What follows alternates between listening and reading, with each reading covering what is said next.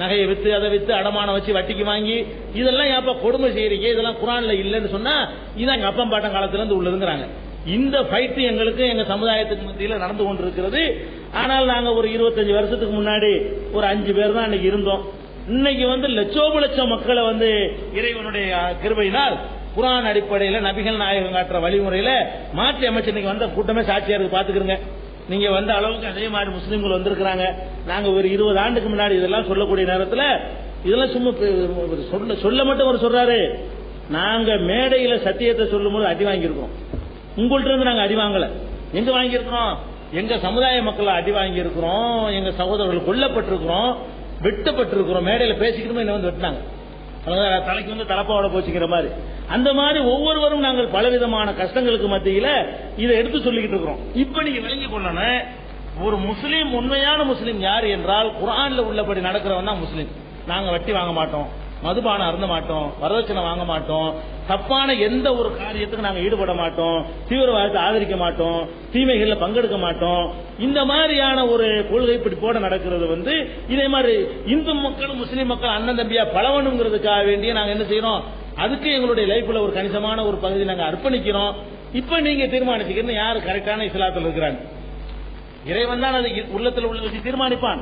வெளிப்படையா தீர்மானிக்கிறதா இருந்தா எது கரெக்டான இஸ்லாம், குர்ஆன் படி நடக்கிறது கரெக்டான இஸ்லாமா, அவங்க இஷ்டப்படி நடக்கிறது கரெக்டான இஸ்லாமா, நபிகள் நாயகன் சொன்னதுபடி நடக்கிறது கரெக்டான இஸ்லாமா, அவங்க அப்பம்பாட்டம் சொன்னா நடக்கிற இஸ்லாமா, நீங்க தீர்மானிச்சுக்கிறீங்க. அதனால எதிர்க்கிறாங்க. 7 நம்பர் 7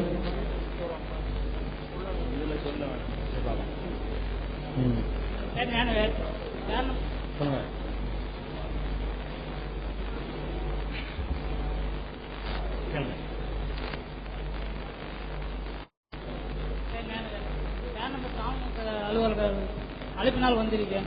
நீங்க சொன்னீங்க எங்க இஸ்லாத்துல மணமகன் தான் மணப்பெண்ணுக்கு வரதட்சணை கொடுத்து கல்யாணம் பண்ணணும்னு சொல்லுவீங்க. வேற்று மதத்துல ஒத்துக்கிறோங்க, மண பொண்ணுதான் மணமகனுக்கு வரதட்சணை கொடுத்து கல்யாணம் பண்ணிட்டு வரோம். ஆகவே உங்க மதத்துல உங்க பிள்ளைக்கோ பொண்ணுக்கு கல்யாணம் பண்ணுனா பொண்ணு மாப்பிள்ளைய பாக்குறது இல்ல, மாப்பிள்ளை பொண்ணா பாக்குறது இல்ல. அப்படி இருக்கும்போது கல்யாணம் முடிஞ்சு சந்திக்க வைக்கிறீங்க. அப்படி இருக்கும்போது அவங்க ஒரு மாசத்துக்கு முன்னே நீங்க கல்யாணம் ஏற்பாடு பண்ணும்போது அந்த மணப்பெண்ணுக்கும் அந்த மணமகனுக்கும் பல கற்பனை இருக்கும். நம்மளுக்கு வரப்போற கணவர் எப்படி இருப்பாரு, அவருக்கு மனைவி எப்படி இருப்பான்னு கற்பனை இருக்கும்.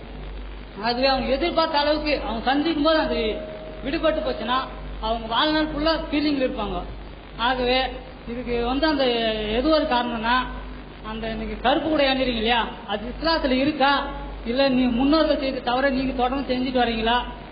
அப்படி இருக்கும்போது இப்போ நம்ம நெருங்கிய நண்பருக்கே தன்னுடைய மனைவி அடையாளம் காட்ட முடியாது, தன் பெற்றோர்களை அடையாளம் காட்ட முடியாது. அப்படி இருக்கும்போது ஒரு குழந்தை வளருது, அந்த குழந்தைய அவங்களுடைய ஆயை இறந்துட்டாங்கன்னா அந்த குழந்தைக்கு எந்த ஆயா தெரியும்? இப்போ வேற்று மதத்துல பாத்தீங்கன்னு வச்சுக்கலாம், இப்போ அவருடைய ஆயா செத்துச்சுன்னா பக்கத்து தெருவுக்கு ஆயவோ அந்த ஆயா கூணு வாங்கி அவங்க செத்துட்டாங்க தெரியும். இப்போ உங்க மதத்துல எந்த ஆயோ அந்த பையன் அடையாளம் கண்டுக்கும். அப்படி இருக்கும்போது எங்க ஃப்ரெண்ட்ஸ் நிறைய கல்யாணத்துக்கு போயிருக்கேன். அப்படிங்கும்போது எவ்வளவு செலவு பண்ணி கல்யாணம் பண்றாங்க. ஆனா பொண்ணை பார்க்க கேட்டாக்கா என்னன்றாங்க, எங்க பெற்றோருக்கே தெரியும் எங்களுக்கு எப்படிப்பட்ட பொண்ணு பார்க்கணும் பையன் பார்க்கணும்னு. அப்படின்னு அவங்களே பெற்றோருக்கு பயப்படுறாங்களா இல்ல வேற்று மதத்துல எங்களை மாதிரி எல்லாம் நாங்களாம் பெற்றோருக்கு அடங்காம எங்க சுத்துக்கு நாங்க பொண்ணு தேடிக்கிறோமா? இதுதான் சார் என்னுடைய கேள்வி. நல்ல அழகான கேள்வி கேட்கிறாரு. திருமணம் என்பது காலகாலத்துக்கு நீடிக்கணும் என்பதற்காக செய்யப்படக்கூடிய ஒரு வாழ்க்கை ஒப்பந்தம்.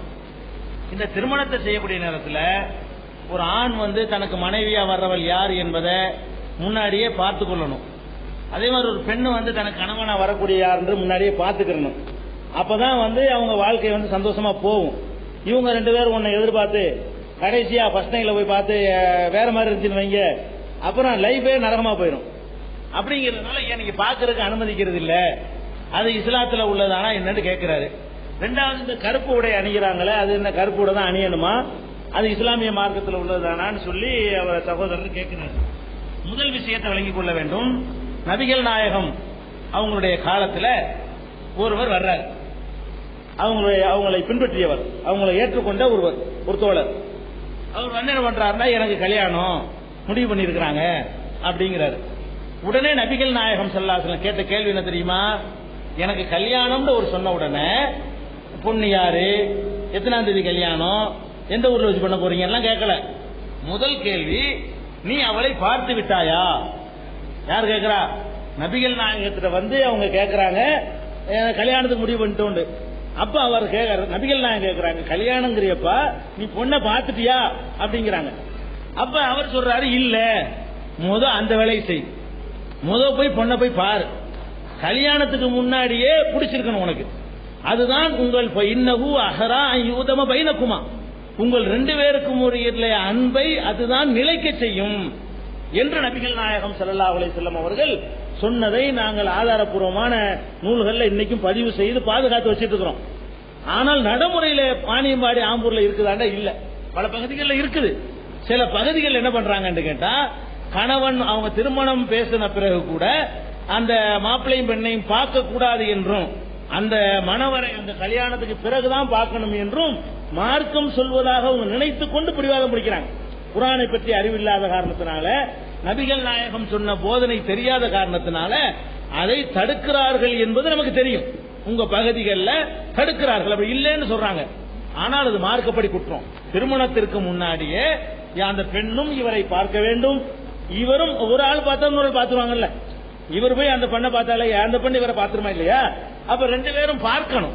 அப்படி பார்த்து 2 பேருக்கு மனப்பூர்வமா பிடிச்சு இருந்தா தான் கல்யாணம் பண்ணணும்.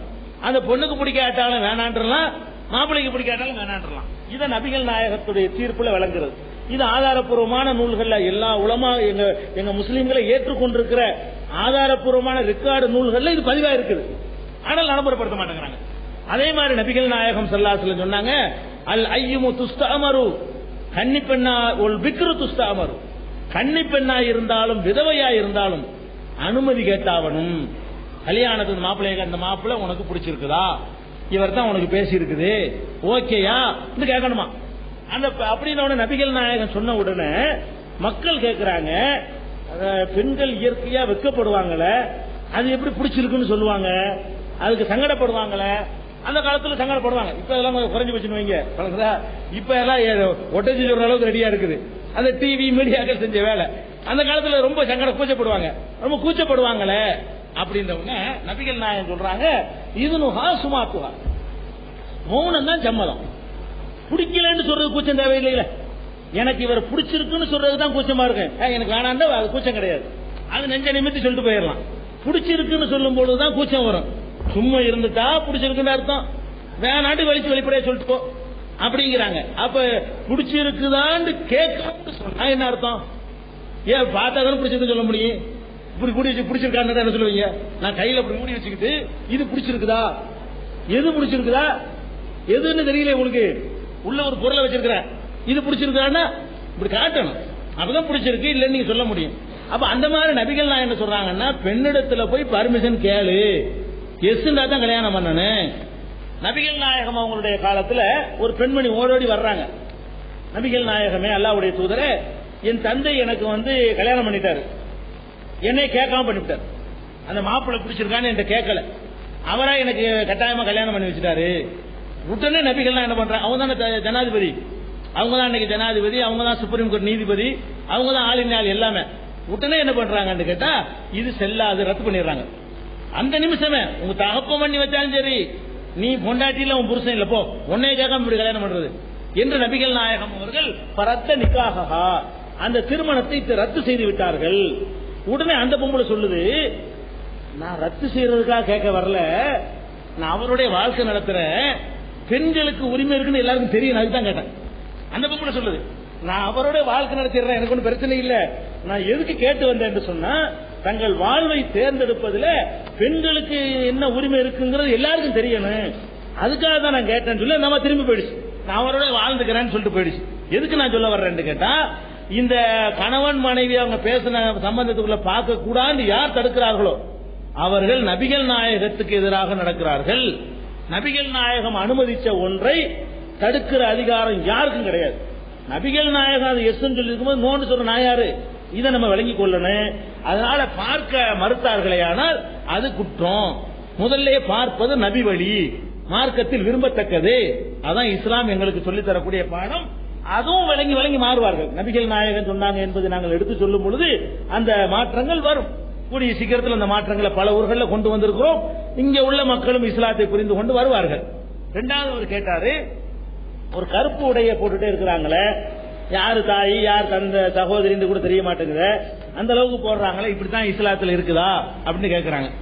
இந்த கருப்பு உடைய தனியா விட்டுட்டு பெண்களுடைய ஆடை சம்பந்தமாக இஸ்லாம் சில ஒழுங்குகளை சொல்கிறது. இந்த கருப்பு உடை நபிகள் நாயகம் காலத்தில் கிடையாது.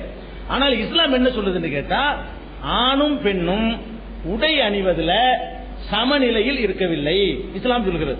உடை அணிகிற விஷயத்துல ஆணுடைய உடையும் பெண்ணுடைய உடையும் வித்தியாசமாக இருக்க வேண்டும். என்ன வித்தியாசமா இருக்க வேண்டும் என்றால், பெண்களை பொறுத்தவரை அவர்களுடைய முகம் வெளியே தெரியலாம், அவங்களுடைய கை வெளியே தெரியலாம். அந்நிய ஆண்களுக்கு மத்தியில், அண்ணன் தம்பி அது மாதிரி உள்ளதுக்கு மத்தியில் இல்ல, அந்நியர்கள் மத்தியில் வெளியே போகும் பொழுது முகம் தெரியலாம், கை தெரியலாம், மற்ற பகுதிகளை நீங்கள் மறைத்துக் கொள்ளுங்கள். இது பெண்களுக்கு இஸ்லாம் சொல்றது உண்மைதான். இதை என்ன செய்யறாங்கன்னா, இது பெண்களுடைய உரிமையை பறிக்கிற மாதிரியாக எடுத்துக்கொள்றாங்க. ஆனால் நல்லா நீங்க நினைச்சு பார்க்கணும், நம்ம சமூக அமைப்புல ஆணுக்கும் பெண்ணுக்கும் முற்போக்கு சிந்தனைன்னு பேசுறாங்களே, அவங்கள கூட எடுத்துக்கிறங்க. ஆண் அணிகிற அதே ஆடையை அணிகிறதுக்கு பெண்ணுக்கு அனுமதிப்பாங்களா? ஒரு ஆம்பளை அரை டிராயர் மட்டும் போட்டுக்கிட்டு சட்டையும் இல்லாம பனியனும் இல்லாம அவன் பாட்டுக்கு வெளியே போயிட்டு வருவான், வர முடியும்? அந்த முற்போக்கு சிந்தனை உள்ளவங்க அவங்க வீட்டு பெண்ணுக்கு எப்படி கொடுப்பாங்களா? கொடுக்க மாட்டாங்க. தங்கச்சி கொடுக்க மாட்டாங்க, பொண்டாட்டி கொடுக்க மாட்டாங்க. அது எப்படிங்க அப்படிங்கிறாங்க. அப்ப என்ன விளங்குறோம் கேட்டா, ஆம்பளையும் பொம்பளையும் டிரெஸ் சமமா அணிய முடியாது.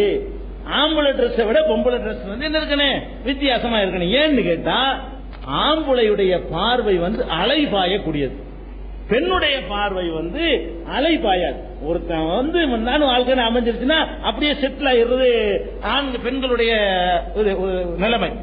ஆண்கள் நிலைமை என்ன தெரியுமா? கிளி மாதிரி ஒரு பொண்டாட்டியை வச்சிருந்தா கூட குரங்கு மாதிரி ஒண்ணு மப்பாட்டி வேணும்னு சொல்லுவாங்க. பழமொழி இருக்கு. அது என்னன்னு கேட்டா, அழகா மனைவியோட போயிட்டு இருப்பான், போயிட்டு இருக்கும் போதே ஒரு தெருக்கு அப்படி பார்ப்பான், இப்படி ஒரு சைஸா பார்ப்பான். இது ஆம்பளை. அப்ப ஆம்பளைகளுடைய பார்வை அலமோதுற காரணத்தினால அந்த பார்வை எங்கையெல்லாம் அலமோதுமோ அங்கையெல்லாம் நீங்க கவர் பண்ணுங்க இஸ்லாம் சொல்லுகிறது. எங்க அலமோதுது? நீங்க சினிமாவுல எதையெல்லாம் க்ளோஸ் அப்ல காட்டுறானோ அங்க அலமோதுன்னு விளங்கிற வேண்டியது. எந்த சினிமா காட்டும் பொழுது எங்க பம்பரம் விட்டு காட்டுறானோ, அப்படி காட்டுறானோ இல்லையா, ஆம்பளை போட்டு காட்டுறானோ, அதெல்லாம் அலமோதுது. இவன் ஆம்பளை ஈர்க்குதுங்கிறதுனாலதான் அப்படி பண்றான்.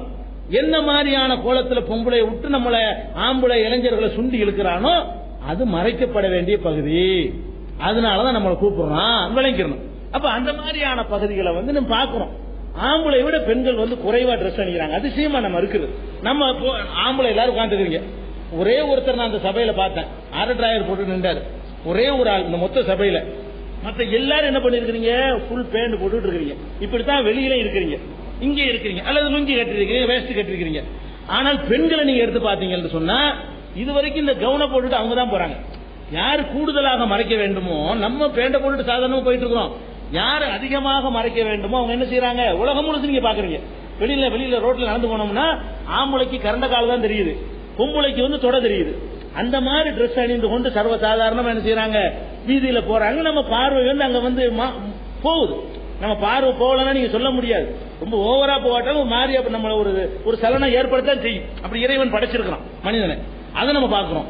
அதே மாதிரி பெண்கள் என்ன பண்றாங்க? டிரெஸ் அணியும் போது இந்த கேப்ல இடையில தனியா அப்படி ஒரு கேப் விடுறாங்க. எழும்போது அந்த பகுதி வயிற்று பகுதியை மட்டும் என்ன செய்யறாங்க? அதனால என்ன நன்மை? ஏன் காட்டுறீங்க? அது காட்டுவதனால என்ன வாழ்க்கையில முன்னேறிட போறீங்க? அதை காட்டாவிட்டால் முன்னேற்றத்துக்கு என்ன தடை வந்துட போகுது? போறது. இப்ப நான் நின்று உங்க முன்னாடி பேசிட்டு இருக்கிறேன், முகமும் கையும் தான் தெரியுது. அது தெரிஞ்சுக்கிட்டு என்னால என்ன செய்ய முடியல? வர முடியுது, போக முடியுது. நம்ம நாட்டு பிரதமர் வாஜ்பாய் இருக்காரு, அவரு தொப்புல காட்டிட்டு தான் பிரதமரா வந்திருக்கிறாரா? இல்ல, அவரும் ஃபுல்லா கவர் பண்ணி தான் இருக்கிறாரு. பிரதமர் முதலமைச்சர் கருணாநிதி இருந்தாரு, ஆம்பளை அவர் முழுசா தான் ட்ரெஸ் பண்ணி இருக்கிறாரு. அப்ப கை எல்லாத்தையும் மறைச்சுக்கிட்டு இருக்கிறதுனால வாழ்க்கையை முன்னேற்ற தடுக்குமா? ஒரு ஆம்பளைங்க எந்த அளவுக்கு ட்ரெஸ் போடுறோமோ அதை விட பெண்கள் குறைவா போடுறாங்க. இஸ்லாம் என்ன சொல்லுதுன்னு கேட்டா, பெண்களை ஆண்கள் ரசிக்கக்கூடியவர்களாக படைக்கப்பட்டிருக்கிறார்கள். அவங்க பார்வை அலமோதல என்ன நடக்கும் தெரியுமா? கூட்டத்தில் அலமோதுன்னு சொன்னா பார்வையோட நின்றும். ஒரு நேரம் இல்லாட்டி ஒரு நேரம் ஒரு பொம்பளை ஒரு ஆம்பளை மட்டுமே நேருக்கு நேரம் பார்க்கக்கூடிய ஒரு நிலைமை வந்தா அலமோதலோடு நிக்காது. இப்படி பார்ப்பான், யாரும் இல்லைன்ற உடனே வரம்பு மீறுவான். அதாவது பார்த்துட்டு சும்மா போறது காரணம் என்னன்னா 4 பேர் பாக்குறதுனால தான். பார்வையோட போயிட்டு இருக்கிறான். காரணம் என்ன? பார்வை 4 பேருக்கு பிடிச்சி பேசி விடுவான்ல, அதுக்காக வேண்டி பார்த்துட்டு போயிட்டு இருக்கிறான். ஆனால் வேற யாரும் இல்ல. இப்படி தனியா ஒரு ரோட்ல ஒரு 10 மணிக்கு போறான், ஏதோ ஒரு காரணம் பொம்பளை தனியா வர்றா, இந்த மாதிரியான கோலத்துல இவனும் போறான்னு யாரும் பாக்குறான், என்ன வேணாலும் செஞ்சு போவான். அப்ப அந்த மாதிரியான ஒரு நிலைமையெல்லாம் இருக்கிறதுனால பெண்களுக்கும் பாதுகாப்பு இல்லை. ஈவ்டீசிங்ல இருந்து என்னென்னமோ நடக்குதுங்கிறோம். அதெல்லாம் நடக்கக்கூடாதுன்னு சொன்னா அவர்கள் அந்த ஆண்கள் அவங்கள ஈவ்டீசிங் பண்ற அளவுக்கு உள்ள டிரெஸ்ஸுகளை குறைக்கணும். இன்னைக்கு மகளிர் அமைப்புகளை அறிவுரை சொல்றாங்க. நீங்க ஏன் அப்படிலாம் வந்துகிட்டு எந்த அளவுக்கு போடுறாங்க தெரியுமா? அப்படி இறுக்கமான பேண்ட் போட்டு பெண்கள் போட்டு போறாங்க. பெண்கள் இறுக்கமான அந்த பேண்ட் போட்டு போனாங்கன்னு சொன்னா அது ஒரு ஆணுக்கு சபலத்தை ஊட்டுமா ஊட்டாதா? ஊட்டும், கண்டிப்பா ஊட்டும். அப்ப இஸ்லாம் என்ன சொல்லுதுன்னு கேட்டா, முகம் தெரியலாம், கை தெரியலாம். அது கருப்பு உடனே இஸ்லாம் சொல்லல. கருப்பு சில பகுதியில் இந்த பகுதியில் கருப்பு வச்சுக்கிட்டாங்க, தஞ்சாவூர் பகுதியில் வெள்ளை இது பண்ணுவாங்க. எங்க ராமநாதபுரம் பகுதிக்கு போனீங்கன்னா சேலையவே அந்த மாதிரி ஃபுல்லா கவர் பண்ற அளவுக்கு ட்ரெஸ் பண்ணுவாங்க. சேலையை தான் கட்டுவாங்க, அதுவே முழுசா கவர் பண்ணும் எல்லா பகுதியுமே. அந்த மாதிரி பண்ற அளவுக்கு என்ன செய்யும், சட்டை கூட ஃபுல் ஹேண்டா போட்டுக்குவாங்க. அந்த மாதிரி எல்லாம் போடக்கூடிய அளவுக்கு எல்லாம் செய்யறாங்க. ஒரு குறிப்பிட்ட ட்ரெஸ்ஸை இஸ்லாம் வலியுறுத்தவில்லை. நீங்க என்ன ட்ரெஸ் வேண்டாலும் போடுங்க, அது மறைக்கணும். முகம் தெரியலாம், கை தெரியலாம், மற்ற பகுதியெல்லாம் மறைக்கிற அளவுக்கு போடுங்க. ஒண்ணு. ரெண்டாவது, அப்படி போடக்கூடிய ஆடைகள் இறுக்கமா இருக்கக்கூடாது. போட்டும் போடாத மாதிரி போயிடும். நீங்க முழுசாவே போடுறீங்க, ஃபுல்லா இறுக்கமா போட்டீங்கன்னா என்ன ஆகும்? போட்டது ஒண்ணுதான் போடாது. ஆம்பளை இறுக்கமா போட்டா ஒன்னும் பெருசா பாதிக்காது. பெண்கள் இறுக்கமா போட்டாங்கன்னு சொன்னா அதுவே ஒரு மாதிரியான ஒரு சிந்தனையை ஆண்களுக்கு ஊட்டும். அது வேண்டாம். போடக்கூடிய அந்த டிரெஸ் கண்ணாடி மாதிரி இருக்கக்கூடாது. ஒன்னு இறுக்கமா இருக்கக்கூடாது. ரெண்டாவது உள்ளதை வெளிப்படுத்தி காட்டக்கூடிய மெல்லியது தெரியுமா இல்லையா, அது மாதிரி இருக்கக்கூடாது. ஆடை இந்த மாதிரியான ஒரு கண்டிஷனை இஸ்லாம் போடுறது உண்மைதான். அது நீங்க அந்த பகுதியில் உள்ள ஒரு சுடிதாரை கூட அந்த மாதிரி அழகான முறையில மறைக்கிற முறையில் அணிந்து கொண்டால் அது கூட போதுமானதுதான். ஒரு குறிப்பிட்ட கருப்பா தான் இருக்கணும், குறிப்பிட்ட வெள்ளையா தான் இருக்கணும் இஸ்லாம் சொல்லவில்லை. அதே நேரத்தில் சில பேர் முகத்தை அப்படி மறைத்து கொண்டு போறாங்க இல்லையா, அது குர்ஆன்ல அப்படி சொல்லப்படவில்லை. நபிகள் நாயகம் சொல்லல, அவங்களா அதை செஞ்சுக்கிட்டு இருக்கிறாங்களே தவிர குர்ஆன்லயோ நபிகள் நாயகத்தினுடைய பொன்மொழிகள்லயோ முகத்தை மூடிக்கிட்டு நீங்க யாரு தெரியாம போங்கன்னு சொல்லப்படவே இல்லை. நபிகள் நாயகம் காலத்துல பெண்கள்லாம் வந்திருக்கிறாங்க, அவங்கள்ட்ட கேள்வி கேட்க வந்திருக்கிறாங்க. வந்த பெண்ணு இன்னார்தான் என்று அந்த சபையில் இருந்தவர் அறிவிக்கிறார். அப்ப முகம் தெரிய பத்தி அறிவிச்சிருக்கிறாரு. அப்படியெல்லாம் நிறைய சான்றுகள் இருக்கிறது. முகத்தை மறைக்க வேண்டும் என்று மார்க்கம் சொல்லல, அது இவங்களா உண்டாக்கிட்டதுதான். ஆனால் கை முகத்தை தவிர மற்ற பகுதிகளை மறைச்சு கொள்ளுங்கள் அப்படின்னு இஸ்லாம் சொல்றது உண்மைதான். அதனால முன்னேற்றத்துக்கு தடை கிடையாது.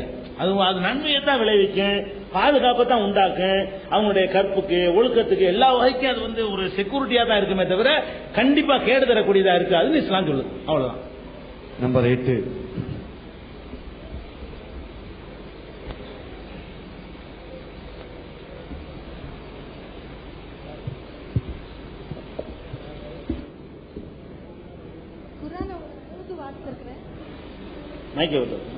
மனப்பாடமா கேட்கிற அளவுக்கு எனக்கு தெரியாது. எழுதி வச்சுக்காக எழுதுன அப்படி படிக்கலாம். இங்கிலீஷ் குர்ஆன்ல டிரான்ஸ்லேஷன்ல Allah has sealed their hearts and ears, there is a veil over their eyes அப்படின்னு சொல்லி சூரா அல் பக்ரால 7th verseல இருக்குதுங்க. அதுக்கு முன்னாடி வர விளக்கம் இஸ்லாத்தை ஏற்றுக்கொண்டவர்களுக்கு மறுமையில சந்தோஷம் இருக்கு, நல்வழி இருக்குது.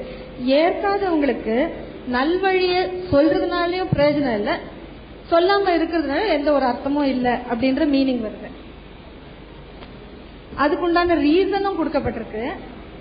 அல்லாஹ் அவர்களுடைய மனதிலும் காதுகளிலும் முத்திரையிட்டுள்ளார், அவர்களுடைய கண்களுக்கு திரையிடப்பட்டுள்ளது. இப்ப என்னுடைய கேள்வி என்னன்னா, நான் எந்த தர்க்கத்துக்காகவும் கேட்கல, எனக்கு இது புரியல, எனக்கு சரியான விளக்கமும் நான் நிறைய பேர்கிட்ட கேட்டு எனக்கு கிடைக்கல. இப்படி முத்திரையும் திரையும் இட்டது இறைவனே என்றால் அது ஒரு மனுஷனுக்கு ஆண்டவர் இட்ட தீர்மானம், இறை தீர்மானம். அது உண்மை அப்படின்னா அந்த மனிதன் இறை வழியை எப்படி ஏற்றுக்க முடியும்? தயவுசெய்து விளக்கம் சொல்லுங்க. ரொம்ப அழகான அற்புதமான கேள்வி கேட்டிருக்கிறாங்க. இது நிறைய முஸ்லிம்களுக்கு கூட தெரிந்து கொள்ள வேண்டிய ஒரு கேள்வி. இது அவங்க என்ன கேட்கிறாங்கன்னு கேட்டா, சிலருடைய உள்ளங்களில் இறைவன் முத்திரையிட்டு விட்டான், அவருடைய உள்ளங்கள்ல முத்திரையிட்டு விட்டான். அவங்களுடைய பார்வையிலையும் திரை போடப்பட்டிருக்கிறது, செவிப்புலனிலையும் திரை போடப்பட்டிருக்கிறது. அதனால அவங்க திருந்தவே மாட்டாங்க. அதனால நீ அவங்களுக்கு சொல்றதும் சரிதான், சொல்லாம இருக்கிறதும் சரிதான். அவங்களுக்கு எச்சரிப்பதும் சரிதான், எச்சரிக்காமல் இருப்பதும் சரிதான், ரெண்டுமே சமந்தான் அப்படின்னு குர்ஆன்ல ஒரு வசனம் இருக்கிறது. குர்ஆன்ல உள்ள வசனத்தை அவங்க சொல்லி காட்டுறாங்க. 2வது அத்தியாயத்துல உள்ள ஒரு வசனம் அது. அதுல அவங்க என்ன கேள்வி கேட்கறாங்கன்னா, நம்ம இதயத்துல இறைவனே முத்திரையும் வச்சுவிட்டு நீ திருந்த மாட்டேன்னு அவனே நம்ம ஆக்கி வச்சுவிட்டு அப்புறமேலே அவன் நல்வழிக்கு வரலன்னு சொல்லி அவனை சார்ஜ் பண்றது என்ன நியாயம்? நானா நல்வழிக்கு வராட்டி தானே என்னை தண்டிக்கலாம். அவனே என்னை அந்த மாதிரி சீல் வச்சுட்டான்னு சொன்னா நான் நினைச்சால் நல்வழிக்கு வர முடியாத. இறைவன் எனக்கு சீல் வச்சுட்டான், இவன் இது தேர மாட்டான் அப்படின்னு முத்திரை வச்சுட்டான். அதுக்கப்புறம் நான் எப்படி தேருவேன்?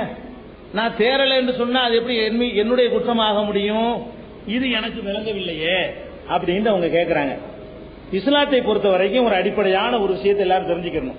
என்ன அடிப்படை என்று கேட்டா, இஸ்லாத்தில் சொல்லப்படுகிற எந்த சட்டம், எந்த கொள்கை, எந்த சித்தாந்தம், எந்த வழிபாட்டு முறையை பற்றி நீங்கள் கேள்வி கேட்டாலும் அது அனைத்துக்கும் இஸ்லாத்தில் அறிவுபூர்வமாக தர்க்க ரீதியாக உங்கள் அறிவு ஏற்றுக்கொள்ளக்கூடிய வகையில முரண்பாடு இல்லாமல் தெளிவான விடை இருக்கிறது. எந்த ஒண்ணு வேண்டாலும் நீங்க பர்தா பத்தி கேட்டாலும், தலாக்க கேட்டாலும், பொது சிவில் சட்டம் கேட்டாலும், நீங்க எதை வேண்டாலும் கேளுங்க, அது எல்லாத்துக்குமே ஆல்ரெடி இஸ்லாத்துல ஆன்சர் இருக்கிறது. ஆனால் நபிகள் நாயகம் சொன்னாங்க, ஒரே ஒரு விஷயத்துல மட்டும் நீங்கள் உங்களுக்கு விளங்காது, ஆன்சர் கிடைக்காது, ஒரே ஒரு விஷயத்தை பற்றி நீங்க சர்ச்சை பண்ணக்கூடாது, அதை ஒன்ன மட்டும் நீங்க சும்மா ஏத்துக்கிறதா வேணும். உங்களுக்கு விளங்காட்டாலும் சரி, உங்களுக்கு புரியாட்டாலும் சரி, ஒரே ஒரு விஷயத்தை நீங்க என்ன செய்யணும்? ஏற்றுக்கொள்ளணும்ங்கிறாங்க. அது என்ன விஷயம்? ஒரு நாள் நபிகள் நாயகம் அவர்கள் வெளியே வந்து கொண்டிருக்கும் பொழுது அவங்களுடைய சகாக்கள் சர்ச்சை பண்ணிக்கிட்டு இருக்காங்க. என்ன சர்ச்சை தெரியுமா? இந்த விதியை பத்தி. அவங்க கேட்டது விதியை தான் கேட்டிருக்காங்க, விதியை பத்தி தான் சர்ச்சை பண்ணிட்டு இருக்காங்க. அது எப்படி அல்லாஹ் தான் நம்மளை வழிகெடுக்கிறான்னு சொன்னா நம்மளை எப்படி அவன் தண்டிப்பான்? அல்லாஹ் நம்மளை நரகவாசின்னு அவனே தீர்மானிச்சு விட்டான்னு சொன்னா நம்ம எப்படி நல்வழிக்கு போக முடியும்? இப்படிங்கிற மாதிரி அந்த விதியை பத்தி ஆர்குமெண்ட் பண்ணிக்கிட்டே இருக்கிறாங்க. இதை கண்டவுடன் நபிகள் நாயகம் அவர்கள் என்ன பண்ணாங்கன்னு கேட்டா, உங்களுக்கு முன்னர் வாழ்ந்த சமுதாயம் வழிகட்டு போனது இந்த விதியில் சர்ச்சை செய்த காரணத்தினால்தான். அறிந்து கொள்ளுங்கள், விதி சம்பந்தமாக நீங்கள் ஆர்குமெண்ட் பண்ணாதீங்க, சர்ச்சை பண்ணாதீங்க அப்படின்னு நபிகள் நாயகமே சொல்லிட்டாங்க. இது புது விஷயம் இல்ல. என்னன்னு கேட்டீங்கன்னா, இந்த விதி மேற்றுக்குள்ள நுழைஞ்சீங்கன்னா 2 கருத்துமே இஸ்லாத்துல சொல்லப்பட்டிருக்கு. நீங்க விதி இல்லைன்னு ஒரு முடிவுக்கு வந்தீங்கன்னு சொன்னா, அதாவது விதினா என்ன? இறைவன் வகுத்த நியதிப்படிதான் எல்லாம் நடக்குது அப்படிங்கிற முடிவுக்கு நீங்கள் வந்தீர்களே, ஆனால் அப்பவும் அதுல ஒரு இடைஞ்சல் வரும். இறைவன் இல்ல, நான் தான் என்னுடைய நேர்வழியை தீர்மானிச்சுக்கிறேன், எனக்கு அவன் சுதந்திரம் கொடுத்துட்டான் அப்படின்னு முடிவுக்கு வந்தீங்களே, ஆனால் அதுலயும் வேற ஒரு இடைஞ்சல் வரும். 2ல எதை சூஸ் பண்ணாலும் அதுல ஒரு இடைஞ்சல் வரும். அதை நீங்க விளைவிக்கணும். என்ன இடைஞ்சல்? இறைவன் தான் நம்மளை இயக்குறான், நமக்கு எந்த சுதந்திரமும் இல்ல அப்படின்னு நம்ம எடுத்துக்கிட்டோம்னு சொன்னா, இப்ப நான் ஒரு குற்றம் செஞ்சேன்னு என்ன இறைவன் கேட்கிறான் மறுமையில, நான் என்ன பதில் சொல்லலாம்? நான் குற்றம் செஞ்சு நானா காரணம்? நீ தானே அப்படி ப்ரோக்ராம் பண்ணி வச்ச, எனக்கு ஒரு ப்ரோக்ராம் அப்படி பண்ணி வச்சுட்டு, தண்ணி அடிக்கிற மாதிரி ப்ரோக்ராம் பண்ணிவிட்டு, அது திருடுற மாதிரி ப்ரோக்ராம் பண்ணிவிட்டு, அப்புறமேல என்ன எப்படி நீ கேள்வி கேட்கிற அப்படிங்கிற மாதிரியான ஒரு கொஸ்டின் அதுல வருது. சரி, இறைவன் ப்ரோக்ராம பண்ணல, நம்ம தான் எல்லாம் செஞ்சுட்டு இருக்கிறோம் அப்படின்னா மட்டும் கேள்வி வராதுங்கிறீங்களா? அப்ப வேற கேள்வி வரும். என்ன கேள்வி வரும்? இப்ப நான் பேசிக்கிறது நானா தீர்மானம் பண்ணி தான் பேசுறேன் அப்படின்னு சொன்னா, இந்த விஷயம் நான் பேசுவதற்கு முன்னாடி இறைவனுக்கு தெரியாதுன்னு ஆகும். நான் தான் தீர்மானிக்கிறேன், நான் தான் தீர்மானிக்கிறேன்னா நான் எப்ப தீர்மானிக்கிறேன்னா அப்பதான் நடக்க போகுது. அப்ப இறைவனுக்கு என்னுடைய எதிர்காலத்தில் நான் என்ன செய்வேன் என்பது இறைவனுக்கு தெரியாது, நான் தான் தீர்மானிக்கிறேன் ஆகுது. ஒன்னும் தெரியாத ஒரு இறைவன் நமக்கு தேவையான்னு வந்துடுவோம். நான் அடுத்து என்ன செய்ய போறேன்னு அவனுக்கு தெரியும்னு சொன்னா அவன் இறைவன் ஒத்துக்கலாம். நான் அடுத்து செய்ய போற விஷயம் இறைவனுக்கு தெரியலன்னு சொன்னா அவன் இறைவனா அப்படிங்கிற கேள்வி வந்துருது. அப்ப இறைவனுக்கு நான் அடுத்த நிமிஷம் செய்ய போறது தெரியும் வச்சுக்கிட்டீங்கன்னா அவன் எதை தெரிஞ்சு வச்சுக்கிறான் அதான் நான் செய்ய போறேன் இல்லையா? குழப்பம் வருதா? 2ஐயும் இஸ்லாம் சொல்லுகிறது. அப்ப இதுல ஒரு கன்ஃபியூஸ் வருதுன்னு நம்ம தடுமாற வேண்டியது இல்லை. ஆனால் இஸ்லாம் என்ன சொல்லுது தெரியுமா? இதுல நமக்கு கிடைக்கக்கூடிய ஒரு நன்மையை சொல்லி தருகிறது. என்ன நன்மை? ஒரு மனிதன் அவனுக்கு ஒரு பெரிய இழப்பு ஏற்பட்டு போச்சு, அவனுக்கு கடுமையான ஒரு பயங்கரமான இழப்பு ஏற்பட்டு போச்சு, அவனால் தாங்கிக்கிற முடியாது. இந்த நேரத்தில் இழப்புல இருந்து அவன் மீள நினைக்கிறான் வைங்க, அப்ப இந்த நம்பிக்கை அவனுக்கு கை கொடுக்கும். இந்த நம்பிக்கை ஒரு 10 கோடி ரூபாய் அவன் கஷ்டப்பட்டு 20 வருஷம் சம்பாதிச்சான். அந்த 10 கோடி ரூபாயும் 10 செகண்ட்ல போயிடுச்சு. 20 வருஷம் கஷ்டப்பட்டு சம்பாதிச்சது 20 செகண்ட்ல போயிடுச்சுன்னு வைங்க. இவன் என்ன எதுக்கு ஆளாவான்? 10 கோடி போச்சு 10 கோடி போச்சு 10 கோடி போச்சு 10 கோடி போச்சுன்னுகிட்டே பைத்தியம் ஆயிரும், மெண்டல் ஆயிரும். ஆளு நார்மலுக்கு இருக்க மாட்டான். அவ்வளவு அவனோட மொத்த உழைப்புல போயிடுச்சு. இவன் இப்படி நினைச்சான்னு வைங்க, நம்ம அதை காப்பாத்துறதுக்குரிய எல்லா முயற்சியும் பண்ணிவிட்டோம். அவன் நாடணும்ல, அவன் நாடல என்ன பண்றது அப்படின்னு நினைச்சான்னு வைங்க, யாரோ அந்த கவலையை வாங்கிட்டு போன மாதிரி இருக்கும். சுமை தாங்கிட்டு பார்த்திருக்கீங்களா? அந்த காலத்துல உயரமா ஒரு மாதிரி கட்டி வச்சிருப்பாங்க. ஒரு நடம்பாதையில போயிட்டு இருக்கும்போது மூட்டையை தூக்கிட்டு ஒருத்தன் போவான், கீழே இறக்கி வச்சுட்டா ஏற்றி வைக்கிறதுக்கு ஆள் கிடைக்காது. இந்த மாதிரி உயரமா கட்டி வச்சிருப்பாங்க, அதுல இருந்து வச்சுட்டு உட்காந்துருவான். ரெஸ்ட் எடுத்தவன உயரமா இருக்கிற இடத்துல தூக்கி நம்ம டிரான்ஸ்பர் பண்ணிக்கலாம். அதான் சுமை தாங்கிங்கிறது. அந்த சுமை தாங்கி மாதிரி என்ன பண்ண தெரியுமா? நம்ம புள்ள ஒருத்தன் மூத்தா போயிட்டான், நம்ம பொண்டாட்டி மூத்தா போயிட்டா, இறந்து போயிட்டாங்க, புருஷன் இறந்து போயிட்டான். அந்த 2 பேரும் அப்படி அந்யோன்யமா பழகுனாங்க. அந்த மனைவியை காப்பாத்துறதுக்கா கணவனை காப்பாத்துறதுக்கா வேண்டி அவ்வளவு செலவு பண்ணாங்க, எல்லா முயற்சியும் பண்ணாங்க, அப்பள வரைக்கும் கொண்டு போய் வச்சாங்க. கடைசியில இறந்து போயிட்டாங்கன்றீங்க, என்ன செய்வோம்? இப்படியே நினைச்சுக்கிட்டு இருந்தாங்கன்னு சொன்னா அவங்களுக்கு மெண்டல் ஆயிடுவாங்க. அப்ப என்ன நம்ம அந்த இடத்துல நினைக்கணும்? நம்மளால ஏண்ட ஒரு முடிவு பண்ணிவிட்டோம், முயற்சி. அவன் ஒரு ப்ரோக்ராம் பண்ணிருக்கான், அவன் இல்லன்னு பண்ணிருக்கான், விட்டு தள்ளுப்பா. நம்ம கையில் என்னப்பா இருக்குன்னா, நாளைக்கு நார்மல் ஆயிருவோம், 2 நாள்ல நார்மல் ஆயிருவோம், அதிகபட்சமா 3 நாள்ல நார்மல் ஆயிருவோம்.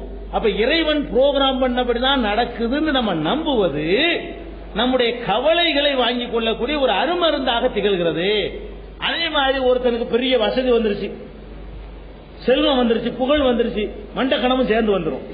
புகழ் வந்துச்சுன்னா கர்வம் வந்துடும். அந்த கர்வத்திலிருந்து நம்ம மீளணும்னா என்ன பண்ணனே?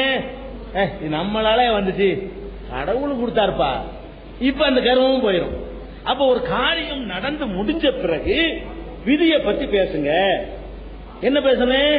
என்ன இழப்பு உங்களுக்கு ஏற்பட்டாலும் சரி, கடவுள் அப்படித்தான், எல்லாம் இறைவன் சித்தம் நினைச்சு பாருங்க, உங்களுக்கு அந்த கவலையே போயிடும். வேற எந்த மருந்து இதை குணப்படுத்தாது. கடவுள் நாடவில்லை, நம்மளால மனுஷ முயற்சி கூட பண்ணிவிட்டோம், கடவுள் இதை நினைக்கவில்லைன்னு போயிட்டு போயிடும்.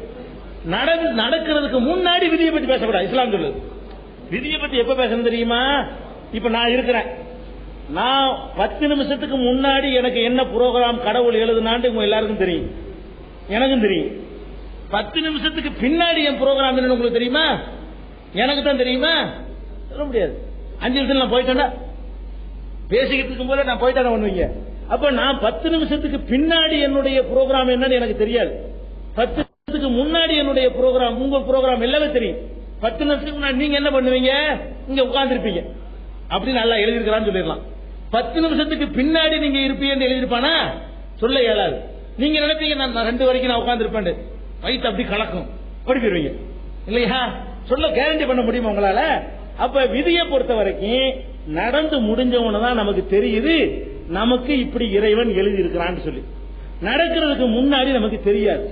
இஸ்லாம் உங்களுக்கு என்ன வழிகாட்டுதுன்னு சொன்னா, நடக்காத விஷயங்கள்ல புரோகிராம் இல்லாத மாதிரி நீ பாட்டு போயிட்டே இரு, நீ முயற்சி பண்ணு.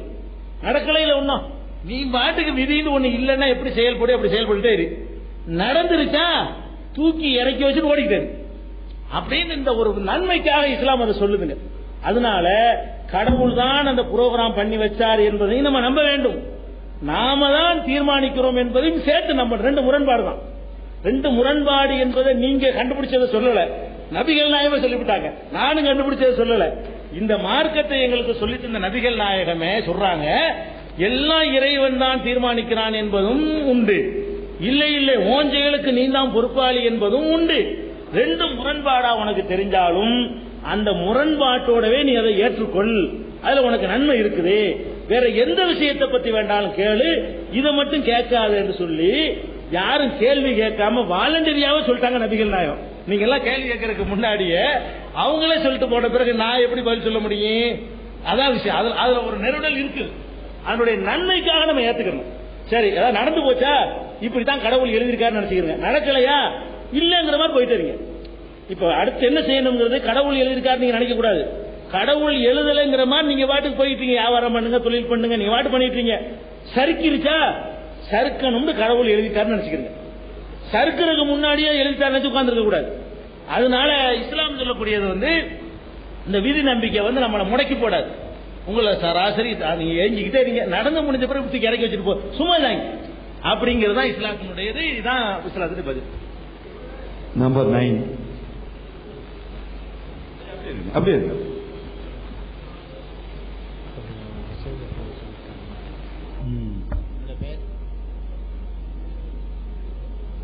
என்னோட பெயர் வந்து பாண்டியன். நான் திருப்பத்தூர்லேருந்து வந்திருக்கிறேன். நேற்று ஆட்டோவில் வந்து நோட்டீஸ் கொடுத்துட்டு இருந்தாங்க. அதை பார்த்துட்டு இந்த மனித நேய விழாவுக்கு வந்து கலந்துட்டு இருக்கிறேன். ரொம்ப சந்தோஷம், ரொம்ப சிறப்பாக நடந்துட்டு இருக்குது. எல்லா எப்படி கேள்வி கேட்டாலும் பதில் சொல்லிடுவீங்க இல்லைங்களா? 2000 வருஷத்துக்கு முன்னால் வந்து நபிகள் நாயகம் வாழ்ந்தார். அவர் வாழ்ந்தது வந்து நமக்கு குர்ஆன் மூலமா தெரிஞ்சுக்கிறோம். அவர் எதுக்கு வேணாலும் மேற்கோள் காட்டலாம். நபிகள் நாயகம் இப்படி வாழ்ந்தாரு, நாம அப்படி வாழணும், அப்படி இருக்கணும்னு ஒரு உதாரண புருஷர் அவர். அப்படி ஒரு உதாரண புருஷர் இன்னைக்கு யாராவது இருக்கிறாங்களா?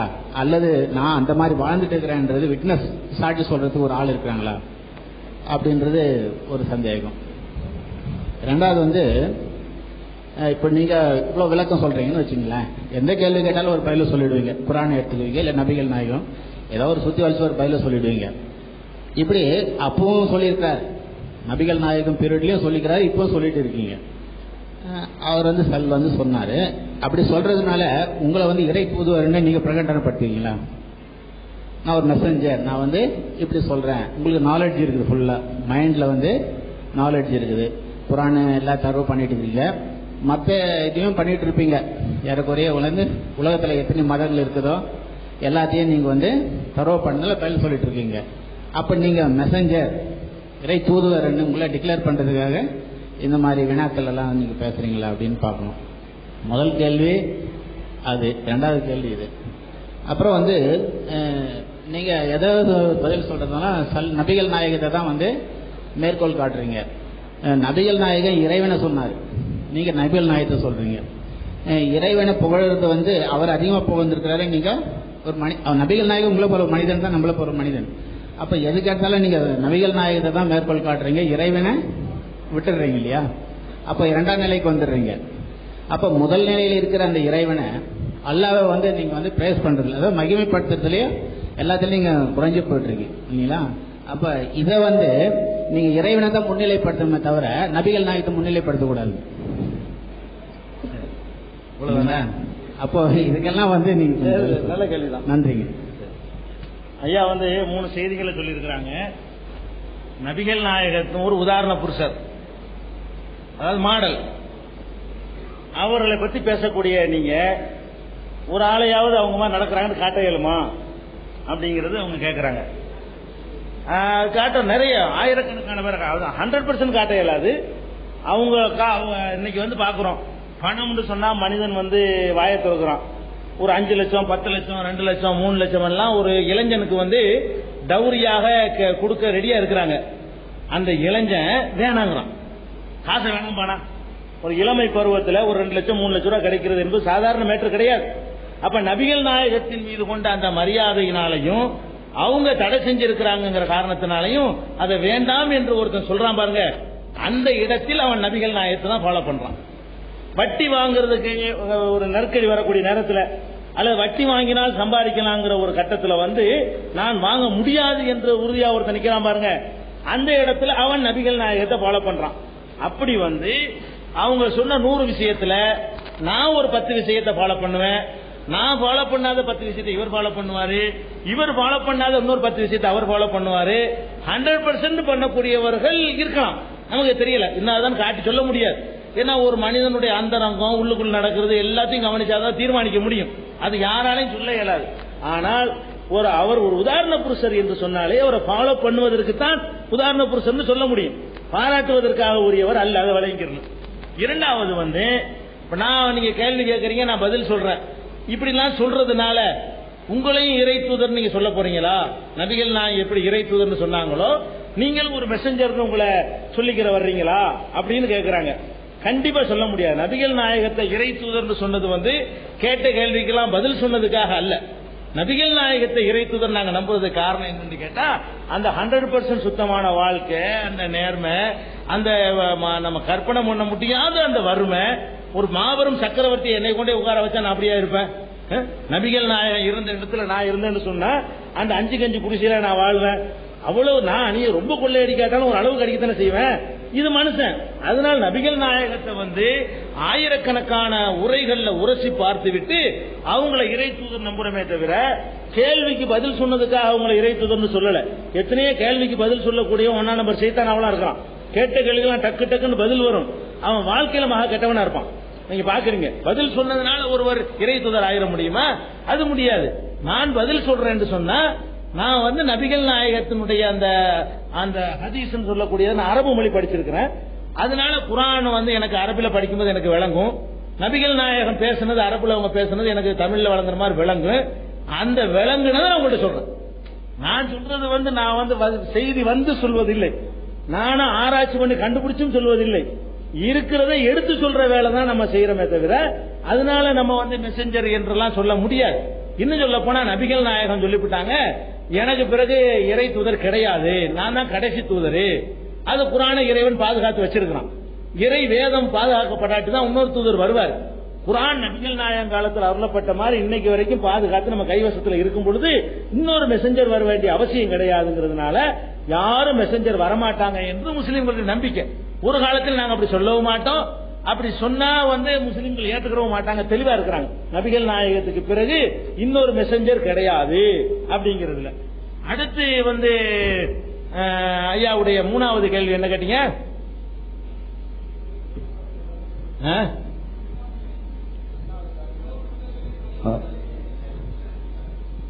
மூணாவது சொன்னீங்க.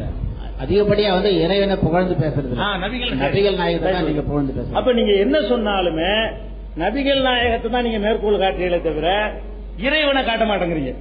நபிகள் நாயகம் செஞ்சாங்க, நபிகள் நாயகம் செஞ்சாங்கன்னு சொல்றீங்க. அப்ப நீங்க 2ஆம் நிலையில இருந்தா சொல்றீங்களே தவிர இறைவனை தானே இருக்கிறதால நீங்க முன்னிறுத்தி காட்டணும் அப்படின்னு அவங்க கேட்கறாங்க. ஒரு விஷயத்தை நல்லா நம்ம விளங்கிக் கொள்ள வேண்டும். இறைவனை முன்னுதாரணமா யாரும் கொள்ள முடியாது. இறைவனை உதாரண புருஷனா ஏற்றுக்கொள்ள முடியாது. ஏன்னு கேட்டா இறைவன் சாப்பிட மாட்டான். எப்படி சாப்பிடுவது என்பதை இறைவன் சாப்பிட்டா காட்ட முடியும்? அதுக்கு தான் மனிதனை கடவுள் அனுப்புறான். அதாவது மனிதனைத்தான் மனிதன் ஃபாலோ பண்ண முடியுமே தவிர இறைவன் பாத்ரூம் போக மாட்டாரு. கடவுளுக்கு கக்கூசு போக தேவை இருக்காது. அப்ப கக்கூசுக்கு போறத பத்தி இறைவன் இப்படி சொல்லுவாரு? நபிகள் ஏதாவது இப்படி போய் காட்டணும். அப்ப அந்த மனிதனுக்கு செய்ய வேண்டிய காரியங்களை ஒரு மனிதன் செஞ்சு காட்டணும் என்பதற்காகத்தான் மனிதரையே நிப்பாட்டி வச்சு இறைவன் வழிகாட்டுறார். கடவுளே வழிகாட்டினா கஷ்டமா போயிடும். கடவுளே மனுஷனுக்கு வழிகாட்டினா கடவுளுடைய நிலையை வேற அவர் பசிக்காது சாப்பிட மாட்டாரு. நம்ம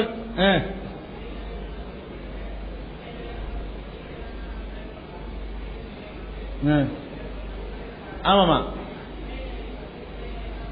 ஆமா இறைநிலையை அடைய முடியாதுன்னு நம்ம சொல்றோம். இஸ்லாம் என்ன சொல்லுதுன்னு கேட்டா இறைநிலைக்கு இறைநிலை தாங்க உச்சம். கண்டிப்பா. அப்ப மனிதன் வாழ்வதற்கு மனிதனை மேற்கோள் காட்டலாம். ஆனா நீங்கள் இறைவனை பற்றி பேசும்பொழுது இறைநிலையான அந்த உச்ச நிலையை நீங்கள் பகிரப்படுத்த வேண்டும். அல்லது அந்த இறைநிலை என்பது எப்படி உள்ளது, அதன் தன்மை என்ன, அதன் குணாதிசயங்கள் என்ன என்பது போன்ற விளக்கங்கள் தான் நீங்கள் தர வேண்டும் என்று மனிதன் வாழ்வதற்கு வேண்டுமென்றால் மகானை நாம் காட்டலாம் அல்லவா? ஆக இறைவனை பற்றி பேசும்பொழுது அந்த உயர்ந்த நிலையான இறைவனை நாம் மேற்கோள் காட்ட வேண்டும். அதை பற்றி விளக்கங்கள் தர வேண்டும் என்று கேட்டுக்கொள்கிறேன். அதாவது இறைநிலையை பொறுத்தவரைக்கும் இஸ்லாம் என்ன சொல்லுதுன்னு கேட்டா இறைநிலையை மனுஷன் அடைய முடியாது. இஸ்லாம் சொல்லக்கூடிய ஒரே ஜட்ஜ்மெண்ட் என்ன தெரியுமா? இறைவன் நிலை யாராலும் அடைய முடியாத ஒரு உயர்நிலை. அந்த நிலையை பார்த்து பிரமிக்கலாம், அவனை மதிக்கலாம், அவனுக்கு அஞ்சலாம், அவனை வழிபடலாமே தவிர அதுல ஒரு அம்சம் எனக்கு வரும் என்று யாருக்காவது வந்துவிட்டதுன்னு நினைக்கவே கூடாது. இறைநிலை தனி என்று இஸ்லாம் சொல்கிறது. அதே நேரத்தில் கட்டளைகள் போடுகிற அதிகாரம் எல்லாம் இறைவனுக்கு தான் இருக்கிறது. என்னுடைய உரையிலேயே நபிகள் நாயகத்தை நான் சொன்னேன். அடிக்கடி நபிகள் நாயகத்தை சொல்லும் பொழுது இன்னொன்னையும் சொன்னேன். என்ன சொன்னேன்? குர்ஆனிலும் இப்படி இல்லை, நபிகள் நாயகம் இப்படி சொல்லவில்லைன்னு உங்களுக்கு சொன்ன. திருப்பி திருப்பி சொல்றேன். குர்ஆன்ல இல்லைன்னு சொல்றேன்ல, அதுதான் அல்லாஹ் சொல்றதுன்னு அர்த்தம். அதாவது இறைவனை சொல்றதுக்கு பதிலாக தான் நான் என்ன சொல்லியிருக்கிறேன், என்னுடைய ஒவ்வொரு விஷயம் வரதட்சணையை பத்தி பேச்சு வந்துச்சு. வரதட்சணையை கொடுக்கும்படி குர்ஆனிலும் இல்லை, நபிகள் நாயகம் சொல்லவில்லைங்கிறேன். குர்ஆனிலும் இல்லைன்னு நான் சொன்னதுக்கு என்ன அர்த்தம்? இறைவன் அப்படி சொல்லவில்லைன்னு அர்த்தம். குர்ஆன் இறை வேதம் தானே.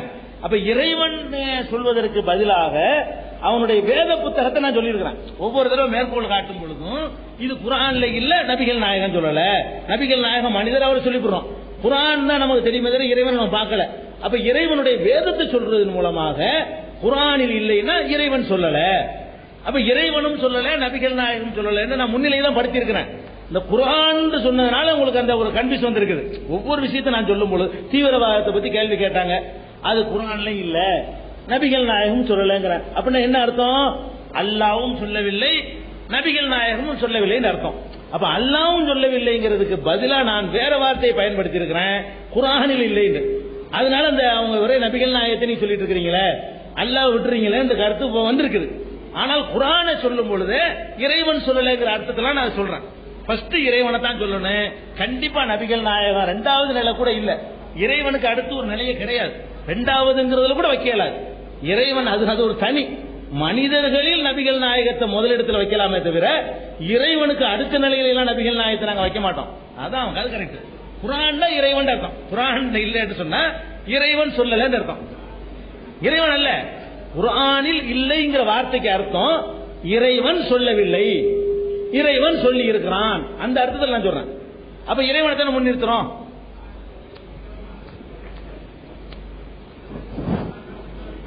இல்ல, எங்க நம்பிக்கை பிரகாரம் குர்ஆன் இறைவன் வந்த மெசேஜ். அப்ப குர்ஆன் இருங்க, குர்ஆன் அல்லாத வேற வழியில இறைவன் சொன்ன செய்தியை நமக்கு அறிந்து கொள்ள முடியாது. எங்க நம்பிக்கை பிரகாரம் இறைவன் சொல்ல வேண்டியதெல்லாம் நபிகள் நாயகத்திற்கு சொல்லி அதை குர்ஆன் என்று எங்கள்கிட்ட தந்துட்டாங்க. ஆமா, இந்த நம்பிக்கை இல்லைன்னு சொன்னா நான் கேட்கிறேன்,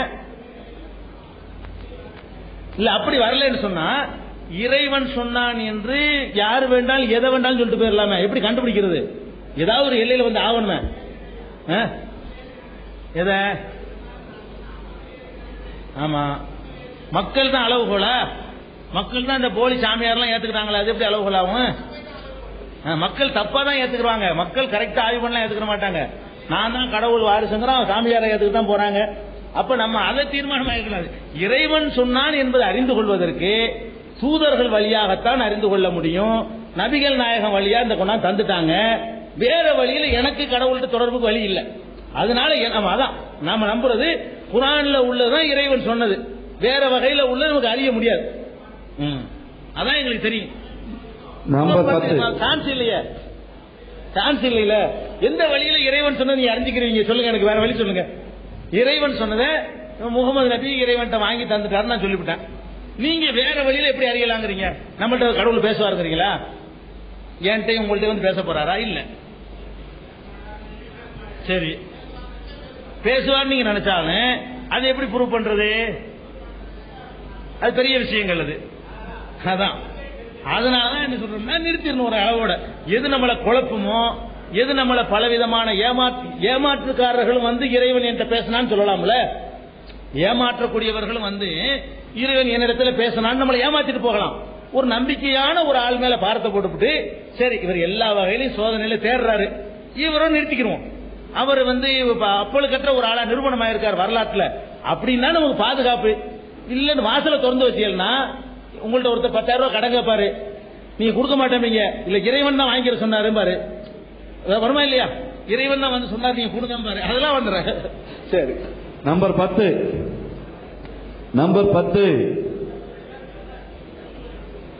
யாரு? நீங்க தானா வழிபடுறீங்க? அது உரு வழிபாடு ஆகாதா?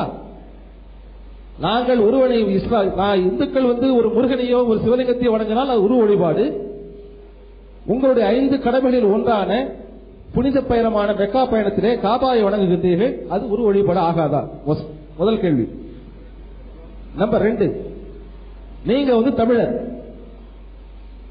ஆனால் உங்க பேர் மட்டும் வேற மொழியில இருக்கு, தமிழ் பெயர் இல்ல உங்களுக்கு. ஆனா உங்களுடைய முன்னோர்களை பாத்தீங்கன்னாக்கா, உங்க தாத்தா உங்க முப்பாட்டனை பாத்தீங்கன்னாக்கா அவரு தமிழ் பெயரா தான் இருந்திருப்பார், முனுசாமியா இருப்பார். ஆனா நீங்க முபாரக் வச்சிருக்கீங்க, ஏன் நீங்க தமிழ் பெயர் வச்சுக்க மாட்டேறீங்க? அது ஒரு முரண்பாடான ஒரு விஷயம் இல்லீங்களா? அதே போல இஸ்லாம் வந்து இப்ப நம்ம வந்து நம்முடைய இந்திய நாடோ சரி, எந்த உலக அளவில் எந்த நாடா இருந்தாலும் சொல்லலாம், பல கோடி ரூபாயில திட்டங்கள் தீட்டுறாங்க. ஆனா அந்த திட்டங்கள் தீட்டும் பொழுது மக்கள் தொகையுடைய அதிகரிப்பினால அந்த திட்டங்கள் எல்லாம் தோல்வி அடையுது. அரசியல்வாதிகளாக தோல்வி அடைவது ஒரு பக்கம் இருந்தாலும் மக்கள் தொகையை அதிகரிப்பதனால அரசாங்கம் போடுகின்ற திட்டங்கள் எல்லாம் தோல்வியை தழுவுகிறது. அது எந்த நாட்டில் இருந்தாலும் சரிதான், அது இந்தியாவுக்கு மட்டும் பொருந்ததில்லை, எல்லா நாட்டிலும் அது மாதிரி ஒரு பிரச்சனை இருக்கதான் செய்யுது. அதே நேரத்தில் இஸ்லாம் வந்து நாட்டினுடைய நன்மை கருதி அல்லது உலகத்தினுடைய நன்மையை கருதி குடும்ப கட்டுப்பாடை ஆதரிக்கிறதா எதிர்க்கிறதா? 3 கேள்வி சார். ரொம்ப நன்றிங்க. அதாவது உருவ வழிபாட்டை இஸ்லாம் எதிர்க்கிறது என்று சொல்லக்கூடிய நீங்கள் மக்காவுல ஹஜ்ஜின்னு போய் காபாங்கிற உருவத்தை தானே வணங்குறீங்க அப்படின்னு அவங்களுடைய ஐயாவுடைய முதல் கேள்வி. முதல்ல நீங்க காபாண்டா என்னன்னு விளங்கிக்கணும். காபா என்பது வந்து அது ஒரு கட்டிடம். இந்த கல்யாண மண்டபம் இருக்கு பாருங்க, இதுல வந்து சுமார் கால்வாசி இருக்கக்கூடிய ஒரு கட்டிடம். கால்வாசி அகலமும் இதை விட ஒரு இன்னொரு 2 மடங்கு உயரமும் கொண்ட ஒரு கட்டிடம் தான் காபா. அது உள்ளதான் பள்ளிவாசல் வைத்து மக்கள் தொகை குறைவாக இருக்கும் போது உள்ள போய் தொழுது கொண்டிருந்தார்கள். அதுக்குள்ள எவ்வளவு தொழ முடியும்? இதுக்குள்ள நீங்க பாத்தீங்கன்னா ஒரு 100 பேர் 50 பேர் தொழுவலாம். மக்கள் தொகை அதிகமான பிறகு அதுக்கு வெளியில தொழுகிறாங்க. காபா என்பது அது ஒரு பள்ளிவாசல் தானே தவிர அது கடவுளோ அது வழிபாட்டுக்குரியதோ அல்ல. ஒன்றை வழிபடுவது என்றால் என்ன அர்த்தம் தெரியுமா?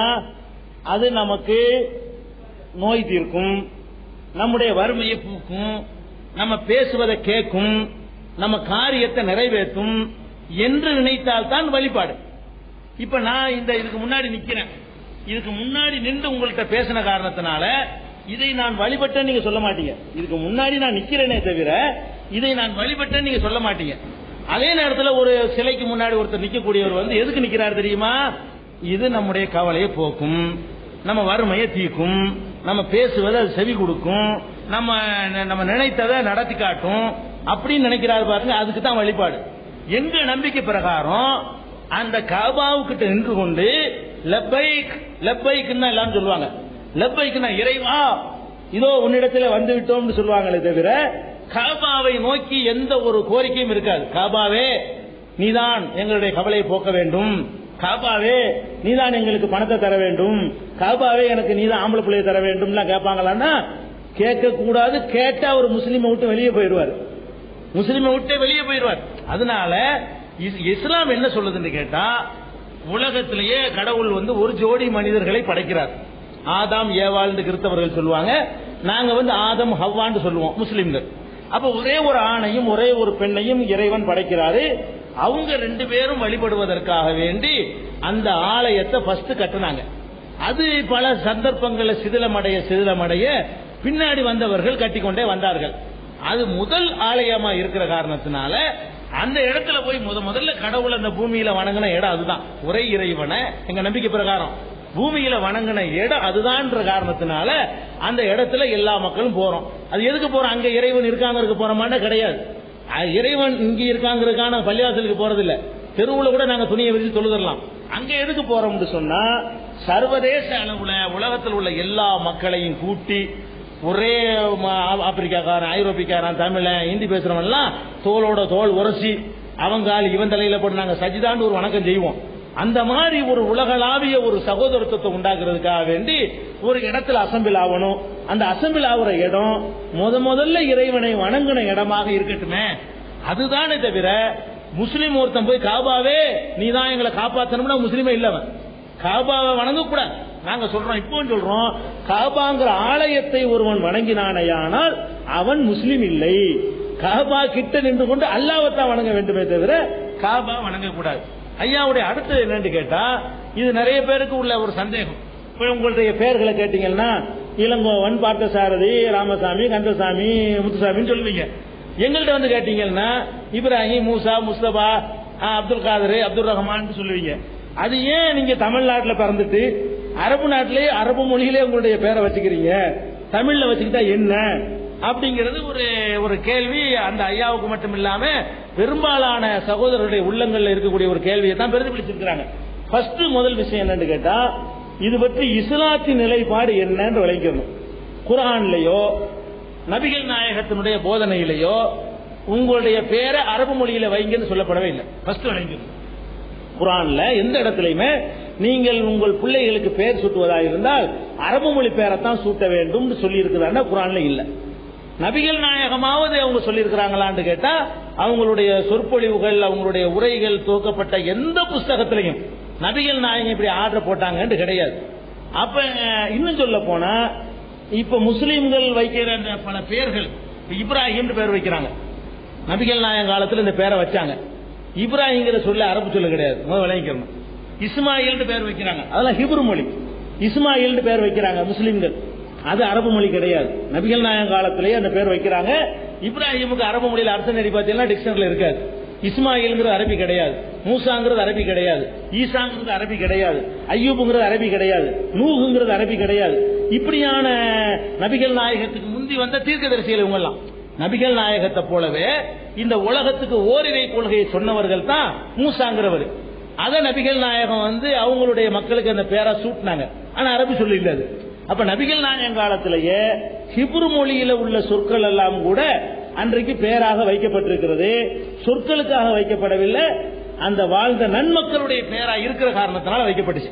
இப்ராஹிம் ஒரு நன்மக்கல்ல ஒருவர், இஸ்மாயில் நன்மக்கல்ல ஒருவர், அவர் பேரை வைக்கணும்னு வைக்கப்பட்டுச்சு. அதையும் நம்ம இரண்டாவதாக நம்ம புரிந்து கொள்ள வேண்டும். மூன்றாவதாக விஷயம் என்னன்னு கேட்டா, அப்ப இஸ்லாத்தில் அப்படி கட்டளை இல்லை என்று சொன்னா அப்ப ஏன் நீங்க அரபில வைக்கிறீங்க? அடுத்த கேள்வி. இஸ்லாத்துல கட்டளை இல்ல, குர்ஆன்ல அப்படி இல்ல, நபிகள் நாயகம் சொல்லல, ஏன் வைக்கிறீங்க என்று கேட்டா அது எங்க முன்னோர்களாக கூடி ஒரு ஆய்வு செய்து ஒரு காரணத்தோட அவங்களா செய்து கொண்ட ஏற்பாடு. என்ன காரணம்னு கேட்டா இஸ்லாம் ஜாதி வேறுபாட்டை எதிர்க்குதுங்க. ஜாதி வித்தியாசம் இருக்கக்கூடாது. மனிதன் எல்லாமே பிறப்புல ஒன் சமம் தான். ஒருவனுடைய வாழ்க்கை, கொள்கை, கோட்பாடு விஷயத்துல தான் உயர்ந்து நிற்க முடியுமே தவிர ஒரு வீட்டுல பிறந்ததுனால ஒருத்தன் உசந்தவன், இன்னொரு வீட்டுல பிறந்ததுனால அவன் தாழ்ந்தவன் சொல்லக்கூடாது. அவன் நல்ல செயல் செஞ்சதுனால நல்லவன் சொல்லலாம், கெட்ட செயல் செஞ்சாங்கிறதுக்காக கெட்டவன் சொல்லலாம். இவர் இன்னாரு மகனால நல்லவன், இவர் இன்னாரு மகனால கெட்டவன் வரக்கூடாது. ஜாதி, இந்த ஜாதி அடிப்படைய ஜாதி முறையை இஸ்லாம் எதிர்க்கிறது. அப்ப எங்க அப்பன் பாட்டன்மார்கள் என்ன பண்ணாங்கன்னு கேட்டா அவங்களும் குமாரசாமி கந்தசாமியா தான் இருந்தாங்க. நாங்கெல்லாம் ஒரு 5 தலைமுறைக்கு முன்னாடி போனா நாங்கெல்லாம் முஸ்லீம் கிடையாது. இங்க இருக்கிற ஆம்பூர் முஸ்லீமா இருந்தாலும் வாணியம்பாடி முஸ்லீமா இருந்தாலும் சரி, அவங்களெல்லாம் ஒரு 5-6 தலைமுறைக்கு முன்னாடி இஸ்லாத்தை அவங்களா ஏற்றுக்கொண்டவங்கள தானே தவிர அரபு நாட்டு இறக்குமதி நாங்க யாரும் கிடையாது. அப்ப இஸ்லாத்தை ஏற்றுக்கிற நேரத்தில் அவங்க என்ன பண்றாங்க, ஆய்வு பண்றாங்கன்னு கேட்டா இப்ப நம்ம ராமசாமின்னு இருக்கிறோம். இப்ப இஸ்லாத்தை ஏற்றுக்கொண்டு நம்ம ராமசாமின்னு இருந்தோம்னு சொன்னா அவங்க என்ன செய்வாங்கன்னு கேட்டா என்ன செட்டியார வாங்கன்னு கூப்பிடுவாங்க. இந்த ராமசாமி செட்டியாரா இருந்தாருன்னு வைங்க, அவர் செட்டியாருங்கிறது சேர்ந்து உங்க மனசுல நின்றுகிட்டே இருக்குது. ஏன்னா ஒரு பேர கந்தசாமின்னா ஓ நீ முதலியாரா, நீங்க தேவரா அப்படிம்பாங்க. அப்துல் காதர்னா ராமசாமி தேவரான்னு கேட்க இயலாது. நம்மளுக்கு என்ன பார்த்தாங்கன்னா நம்மளை தலித்து செட்டியாரு நாடாரு முதலியாருன்னு பிரிக்கிறாங்க. அதுல இருந்து விடுபடுவதற்காக நம்ம இப்ப வர்றோம். வந்த உடனே மறுபடியும் ஒரு பேரை சொன்னோம்னா நம்ம ராமசாமின்னு சொன்னோம்னு வைங்களேன், இந்து சகோதரர் என்ன பண்ணுவாங்க தெரியுமா, இவன் என்ன ஜாதியா இருப்பான்னு கண்டுபிடிக்கிறதுக்காக சில கேள்வி எல்லாம் கேட்பாங்க. அத பேச்சிலே என்ன செய்வாங்க, இவனை கண்டுபிடிக்கணுமே, ராமசாமிங்கிறான், இவன் செட்டியாரா நாடாரா முதலியாரா, இவன் யாருன்னு கண்டுபிடிக்கணுமே கேள்வி எல்லாம் விளங்கலன்னு வைங்க, அக்கம் பக்கத்தில் உள்ள அவனும் யார் கேட்டு அதை தெரியாட்டி மண்டை வெடிச்சு போயிடும். அப்படிங்கும்போது நாங்க எதை மறக்க நினைக்கிறோமோ அது நினைவுபடுத்துற அளவுக்கு நம்ம சமூக அமைப்பு இருக்கிறது தமிழ்நாட்டில் மட்டும். ஆங்கிலேயர்கள் பேர் வைக்கிறாங்க, மெர்மெடிக் பிக்தால் அவருக்கு பேரு சொன்னாங்களே, ஐயா அவர்கள் பேசும்போது தினத்தந்தி நுறுபர் பேசினாங்களே, இஸ்லாத்தை பல மொழிகள்ல மொழிபெயர்த்தார்னு சொல்லி அவருடைய பேர் பிக்தால், அவர் மாத்தல ஆங்கிலத்துல அவருடைய பேரை வச்சுக்கிட்டாரு. ஏன்னா அங்க ஜாதி கேட்க மாட்டாங்க. நம்ம நாட்டில் என்ன பண்றாங்கன்னு கேட்டா, நான் ராமசாமி இஸ்லாத்துக்கு வந்தாருன்னா நீ ராமசாமி தேவரா ராமசாமி நாடாரா நீ ராமசாமி ஐயரான்னு தெரியாத வரைக்கும் தலை வெடிச்சு போயிருக்கு. அப்ப என்ன பண்ணாங்க, நம்ம எல்லாம் ஜாதி இல்லேன்னு ஒரு சமுதாயத்தை உருவாக்குது இஸ்லாம். நம்ம அதுலயே நீடிச்சோம்னு சொன்னா என்ன ஜாதிங்கிற முத்திரை குத்திக்கிட்டே இருப்பாங்க. அதை வரக்கூடாதுன்னு சொன்னா இப்ராஹிம் பாயிண்டா கேட்க கூடாது. அவர் பாயிண்டா செட்டியாரும் இல்ல, பாயிண்டா அவர் முதலியாரும் இல்ல, அவர் நாடாரும் இல்ல, அவர் ஒண்ணுமில்லப்பான்னு போயிடும். அந்த ஒரு நன்மையை கருத்துல கொண்டு இஸ்லாம் எங்களுக்கு சொல்லாட்டா கூட எங்க அப்பம் பாட்டமார்கள் என்னஞ்சாங்க ஒரு முடிவு எடுத்தாங்க. அந்த நிலை இங்க இல்லைன்னா ஏன் ராமசாமியே இருக்கு, தப்பு கிடையாது. அந்த நிலை வருது. இன்னும் சொல்ல போனா இப்படி எடுத்து பாருங்க, ஜாதியை ஒழிப்பதற்கு நம்ம நாட்டில் நிறைய சட்டம், வன்கொடுமை சட்டம் எல்லாம் போட்டாங்க, பிடிக்க முடியல. எங்களை பொறுத்த வரைக்கும் இங்க மேடையில் உட்கார்ந்து இருக்கிறோம், இவரும் இஸ்லாத்துக்கு வந்தவர் தான், இவரும் வந்தவர், இவரும் வந்தவர் தான். இவர் எந்த ஜாதியிலிருந்து வந்தார்னு இவருக்கு தெரியாது. இவர் எந்த ஜாதியிலிருந்து வந்திருப்பாங்க. இவர் செட்டியாரா இருப்பாரு, இவர் முதலியாரா இருப்பாரு, இவர் ஐயரா இருப்பாரு, இவர் வேற ஒன்னா இருப்பாரு, என்னவோ இருப்பாரு. ஆனால் எந்த ஒரு முஸ்லிமுக்கும் நாங்க எந்த ஜாதியிலிருந்து வந்தோம் எங்களுக்கு தெரியாது, எனக்கு தெரியாது. நான் எந்த ஜாதி, என்னுடைய பூர்வீகம் எந்த ஜாதியா இருக்கேன், அப்படி நாங்கள் மறக்கடிக்கிறதா இருந்தா இந்த ஜாதி அமைப்பு இருக்கிற நேரத்தில் டோட்டல் சேஞ்ச் ஒண்ணு பண்ணி ஆகணும். இப்படி பண்ணா அந்த கொஸ்டின் மறைஞ்சிரும். வேற அரபுல தான் பேர் வைக்கணும், அதான் சிறப்புங்கிறதுக்காக வைக்கப்படவில்லை. அது தமிழ்நாட்டில் உள்ளவங்க தான் செய்யறாங்களே தவிர ரஷ்யாவில் உள்ள முஸ்லீமுக்கு பூரா ரஷ்யாவில் தான் பேர் இருக்கும். நீங்க சைனாவில் முஸ்லீம் இருக்கிறாங்க, அவங்க சைனீஸ் பேர் தான் வச்சுட்டு இருக்காங்க. ஜாதி முறை இல்லாததுனால, ஜாதி முறைக்காக வேண்டி தமிழ்ல தான் அது அதிகமா இருக்கிறதுனால, இந்திய சமூகத்தில் அதிகமா இருக்கிறதுனால அப்படி ஒரு இதை கடைபிடிச்சாங்க. அதுதான் முக்கியமான காரணம், மொழி அடிப்படை காரணம் கிடையாது. மூணாவது என்ன கேட்டீங்க? குடும்ப கட்டுப்பாடு. மூணாவது ஐயா என்ன கேட்கிறாங்கன்னு கேட்டா, நாட்டினுடைய நன்மைக்கு உதவுவதற்காக. ஆமாமாமா, சரி, நாட்டு நன்மைக்காக வேண்டி. சரி, ஆமா, கண்டிப்பா. சரி, நம்முடைய மதத்தை விட, மொழியை விட உலகம் பெருசு, இந்த நாடு நல்லா இருக்கணும் அப்படின்ற ஒரு எண்ணத்தினால இஸ்லாத்தில் கூறப்படாத நபிகள் நாயகம் மூலமா உங்களுக்கு இறைவன் கொடுத்த அந்த ஒரு பெரிய அந்த திருக்குறான்ல சொல்லாத ஒரு விஷயம் என்னன்னா, குடும்ப கட்டுப்பாடு செஞ்சக்கூடாது இஸ்லாத்துல. நாட்டு நன்மை கருதி நம்ம செஞ்சுட்டா என்ன? நல்ல அழகான கேள்வி. அதாவது நாட்டு நன்மைக்காக வேண்டி குடும்ப கட்டுப்பாடை நீங்க எல்லாம் கடைபிடிச்சா என்னன்னு கேட்கிறாங்க. நாட்டுக்கு நன்மை தராத ஒன்றை இஸ்லாம் சொல்லவே கிடையாது. முதல் விளைவிக்கணும். ஃபர்ஸ்ட் இஸ்லாம் சொல்ற எல்லாமே நாட்டுக்கு, மனுஷனுக்கு, சமுதாயத்துக்கு நன்மை தரக்கூடியதை தான் சொல்லுது. கேடுனா விட்டு இஸ்லாம் தெளிவா கடையாளம் காட்டுகிறது. ஆனால் இதுல ரெண்டு விஷயத்தை நம்ம முதல்ல விளங்கிக் கொள்ளணும். குடும்ப கட்டுப்பாடை பற்றி நம்ம நாட்டில் செய்யப்படுகிற பிரச்சாரம் எந்த அளவுக்கு பாதிக்குதுன்னு சொன்னா, அது பெரிய நன்மையான காரியம் என்று எல்லாரும் நம்புறீங்க, அந்த அளவுக்கு பாதிக்குது. உண்மையிலேயே குடும்ப கட்டுப்பாடு செய்வது நாட்டுக்கு நன்மை தருமா? அதுக்கு அவங்க சொல்லக்கூடிய ஆர்குமெண்ட் எல்லாம் சரிதானான்னு முதல் ஆய்வுக்கு எடுத்துக்கிட்டீங்கன்னா ஆர்குமெண்ட் அவ்வளவு தப்புங்க. அந்த வாதமே தப்பு. என்ன சொல்றாங்க? மக்கள் தொகை அதிகமாகிற காரணத்தினால உணவு பற்றாக்குறை ஏற்படும், வசதிகள் பற்றாக்குறை ஏற்படும், இடப்பற்றாக்குறை ஏற்படும், பொருளாதார நெருக்கடி ஏற்படும். மக்கள் தொகை குறைவா இருந்தா இதெல்லாம் இருக்காது என்ற முதலாவது ஒரு வாதத்தை எடுத்து வைக்கிறாங்க. நீங்க நன்றாக சிந்தித்து பார்க்க வேண்டும். மக்கள் தொகை பெருக்கத்திற்கும் உணவு தட்டுப்பாட்டுக்கும் எந்த சம்பந்தமுமே கிடையாது. இப்ப என்ன சொல்றீங்க? நம்ம நாட்டில் இப்ப 110 கோடி மக்கள், 100 கோடி மக்கள் இருக்கிறோம். இந்த 100 கோடி மக்கள்ல ஒரு 5% பேருக்கு சோறு கிடைக்கல, உணவு கிடைக்கல போதுமான அளவுக்கு. உதாரணத்துக்காக சொன்னேன், 100 எத்தனை கோடி மக்கள் இருந்தாலும் சரி, ஒரு 5% மக்களுக்கு உணவு கிடைக்கலன்னு வைங்க. சரி, இந்த 100 கோடி உதாரணம் 20-ஆ 25-ஆ 25% உணவு கிடைக்கலன்னு வச்சுக்கிடுவோம். சரி, இந்த 100 கோடிய 50 கோடி ஆக்குனீங்கன்னு வைங்க, அப்பவும் 25% மக்களுக்கு சோறு கிடைக்காது. 50 கோடிய வெறும் 100 பேர் தான் இந்தியா மக்கள் ஆக்குனீங்கன்னா அப்பவும் 25 பேருக்கு சோறு கிடைக்காது.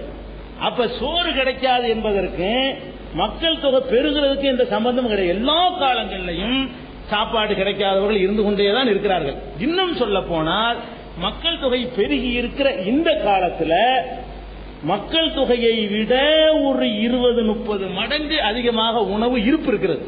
100 கோடி மக்களுக்கு நமக்கு எவ்வளவு உணவு தேவையோ அதை விட அதிக அளவுக்கு உணவு உற்பத்தி செய்யப்பட்டு அரசாங்கத்தினுடைய குடோன்களில் சேமிக்கப்பட்டு போன வருஷம் அரசாங்கத்தில் கொள்முதல் பண்ண மாட்டேன்ட்டாங்க.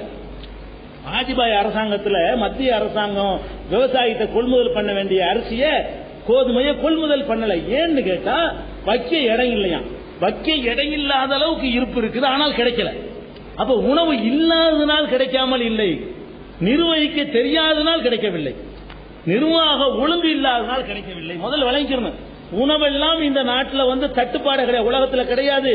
நீங்க சோத்துக்கு லாட்டரி அடிக்கிறேன்னு நீங்க நினைச்சிட்டு இருக்கிறீங்க. சில நாடுகள்ல கோதுமையை உற்பத்தி பண்ணி கடல்ல கொண்டே கொட்டுறான், கறந்த பாலை கொண்டு போய் கப்பல்ல ஏற்றிக்கிட்டு போய் நடுக்கடல்ல கொட்டி நாசமாக்குறான். ஏன் அந்த அளவுக்கு தாறுமாறா உணவுகள் உற்பத்தி ஆகிறது? அப்ப ஒரு சைடுல எல்லாம் குவிகிறது, இன்னொரு சைடுல புறக்கணிக்கப்படுகிறது. இந்த G7 என்று சொல்லக்கூடிய நாடுகள்ல 75% வளங்கள் குவிஞ்சிருக்கிறது. மீதி உலக நாடுகள்ல பூரா சேர்ந்துகிட்டு 25 பங்கு போட்டு இருக்கிறோம். அப்ப ஒரு 7 நாடு வந்து 7 நாடு என்னது இந்தியாவுடைய கால்வாசி கூட இருக்க மாட்டான் மக்கள் தொகையில. இந்தியாவுடைய கால்வாசி இல்லாத இந்த 7 பணக்கார நாடுகள்கிட்ட 75% வளம் குவிந்து கிடக்கிறது. அது பொதுமைப்படுத்தப்பட்டாலேயே சோறு கிடைச்சிடும். அப்ப சோறு இருக்குது, விநியோகிக்க தெரியாத காரணத்தினால் சில பேர் பட்டினியா இருக்கிறாங்க. அப்ப இதுக்கு தீர்வு மக்கள் தொகையை குறைக்கிறது இல்லைன்னு முதல்ல விளங்கிக் கொள்ள வேண்டும். அதே மாதிரி வந்து இட நெருக்கடிங்கிறாங்க. என்ன இட நெருக்கடி? இடம் வந்து நம்ம இந்தியாவில் இருக்கிற இந்த நிலப்பரப்புல வந்து 3% நிலம் கூட இன்னும் மனுஷன் அனுபவிக்கல. 97% நிலம் யாருக்கும் யூஸ் இல்லாம இருந்துகிட்டு இருக்குது. அவ்வளவு இடம் நிறைய இருக்கிறது. நம்ம எதனால தட்டுப்பாடு வருதுன்னு கேட்டா, நீங்க ஆம்பூர்ல ஒன்னாந்து உட்காந்துக்கிட்டு இதுக்குள்ள எனக்கு இடம் வேணும்னு தேடுறீங்க. அதனாலதான் இடம் கிடைக்க மாட்டேங்குது. இடம் நிறைய இருக்குது. நீங்க என்ன பண்றீங்க? ஒரு சின்ன ரவுண்ட போட்டுக்கிட்டு இதுக்குள்ள எனக்கு வீடு வேணும், இதுக்குள்ள நான் அரண்மனை கட்டணும்னா கிடைக்காது. அப்ப இடம் நிறைய இருக்குது. நீங்க எடுக்கிற சில தவறான முடிவுகள்னால வந்து உங்களுக்கு ஆம்பூர்ல கிடைக்காம இருக்கலாம், ராணியம்பாடி ஊருக்குள்ள கிடைக்காம இருக்கலாம். இடம் பறக்கத்தா தாராளமா வெளியில இருந்து கொண்டுதான் இருக்குது. அதை நீங்க விளங்கிக் கொள்ளணும். இன்னும் சொல்ல போனால் மக்கள் தொகை பெருகிய காரணத்தினால்தான் இந்த உலகம் இன்னைக்கு ஏராளமான அறிவியல் முன்னேற்றங்களை கண்டிருக்கிறது என்பதை நீங்க புரிஞ்சுக்கணும். எப்படி புரியணும்? இப்ப வந்து மக்கள் தொகை குறைவா இருந்த காலம், ரொம்ப ரொம்ப முன்னாடி எல்லாம் போக வேணாம். ஒரு 20 ஆண்டுகளுக்கு முந்தினவர்கள் கொஞ்சம் யோசிச்சு பாருங்க. ஒரு 20 ஆண்டுகளுக்கு முன்னாடி உங்க வீட்டுக்கு ஒரு விருந்தாளி வந்து 1 டசன் கோழி முட்டை வாங்க நினைச்சீங்களா? வாங்க இயலுமா? 1 டசன் கோழி முட்டை மொத்தமா கிடைக்காது. 20 வருஷத்துக்கு முன்னாடி ஒரு கோழிக்கறி சமைச்சு விருந்து கொடுக்க நினைக்கிறீங்க மருமகனுக்கு, திடீர்னு வந்துட்டாங்க.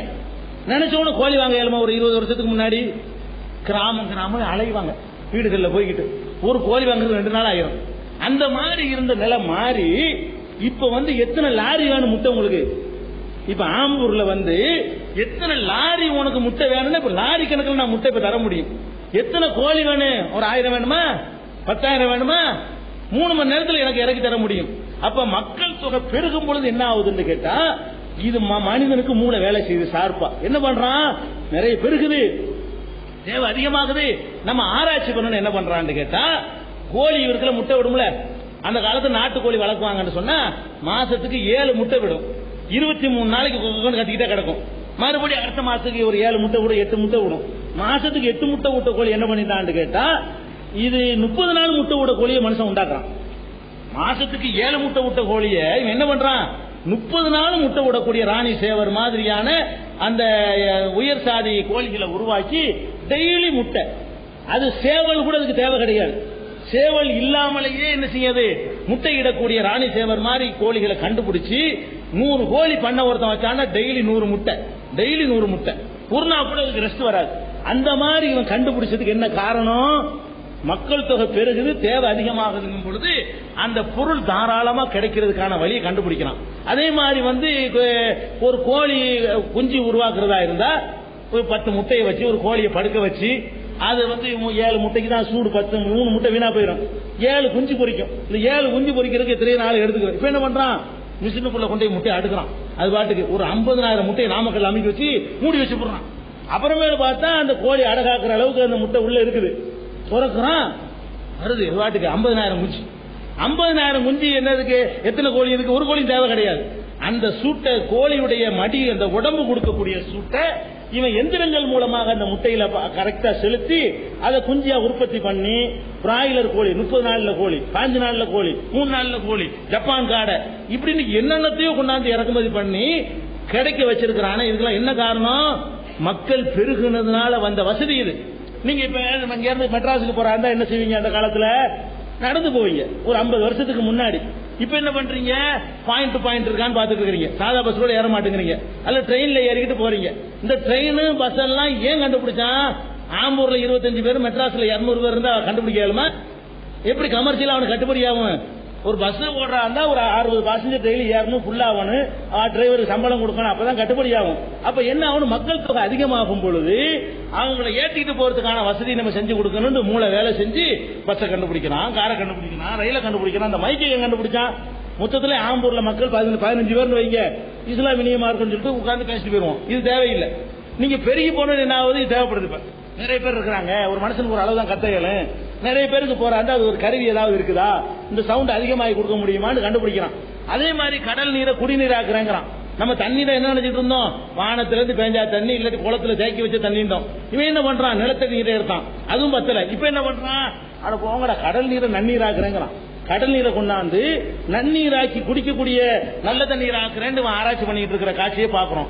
அந்த காலத்துல என்ன பண்ணான்னு கேட்டா, மக்கள் தொகை கம்மியா இருக்கும் பொழுது 6 மாசம் அவன் நெல்லை விதைச்சிட்டு அறுத்துட்டு வர்றதுக்கு 6 மாசம் காத்துக்கிட்டு இருக்கணும். சம்பா பயிர்ந்து போடுவான்.